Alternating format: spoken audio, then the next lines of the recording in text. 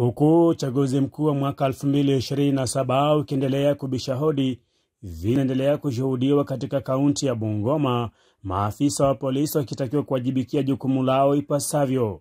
Wakazi wa wadi ya Maini katika eneo bunge la Kimilili kaunti ya Bungoma wamelalamikia utovu wa usalama viongozi wanapoendelea kumenyana kutwaa nyadhifa mbalimbali za kisiasa kwenye uchaguzi mkuu ujao. Wakiongozwa na Ramadhan Abdulaziz ambaye anakimezea kiti cha wakilishi wadi wa Maini, anasema kuwa baada ya kuvamiwa na watu wasiojulikana kumiminiwa marisasi, kufikia sasa hakuna uchunguzi wowote ambao umefanyika ili kuwatia mbaroni waliohusika. Kuna huyu ndugu yangu anaitwa David Barasa ambaye alikuwa MCA Kimilili Ward. Alikuja mahali na akaanza vita.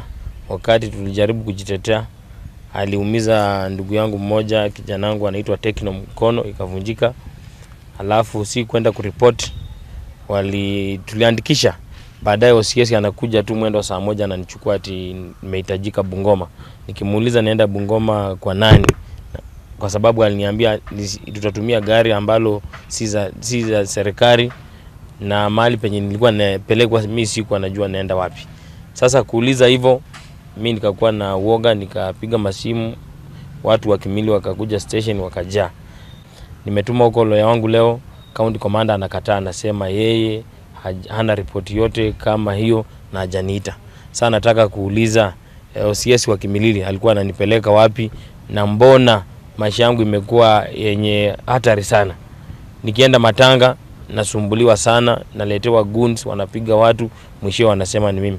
Kila wakati wananiletea makesi, lengo lao ni lini? Mimi nataka kuuliza swali. Ikiwa nimekosewa, nimeenda kuripoti, nimeandikishiwa report, OCS ananiambia namna gani tena ati mimi nitulie kwa ofisi yake tuongee?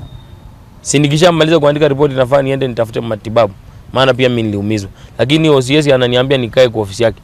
Kidogo kuna mtu alimpigia simu tukiwa mimi na yeye kwa ofisi.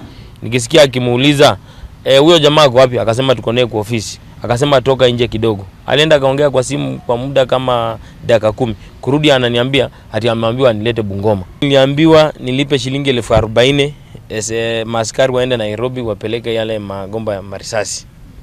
Aidha, amemnyoshea kidole cha lawama msimamizi wa kituo cha polisi cha Kimilili kwa kuhangaisha baadhi ya wawaniaji wa nyadhifa za kisiasa katika eneo hilo. Willy Khaemba Kurunzi kutoka Kimilili, kaunti ya Bungoma.